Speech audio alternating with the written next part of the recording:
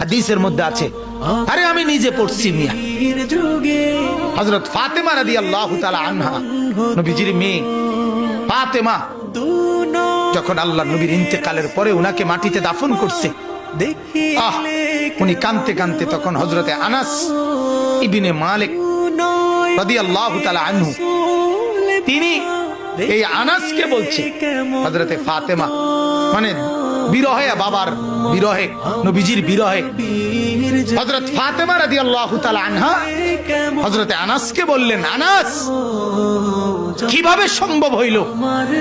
কেঁদে কেঁদে বলছিলেন ফাতেমা, কেমনে তোমরা আনতাহসুত তুরাবা, তোমরা কিভাবে নিজেদের সম্ভব কলজা মানাইলো কেমনে নবী পাকের উপরে, আমার বাবার উপরে মাটি ফেলতে?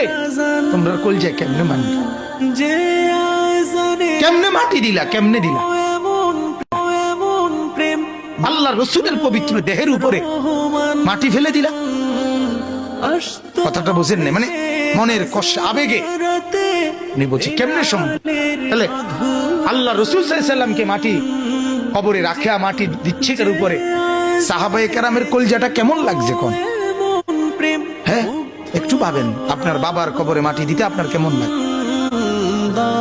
আর পেয়ারা নবী যার জন্য সাহাবীরা জান কুরবান দেন, ওনাকে যখন মাটি দিচ্ছে তখন ওনাদের কবর আরে কলজার মধ্যে কেমন কষ্ট, তো তবুও তো দিছে কিনা বলেন? তবুও মেনে নিছে কিনা?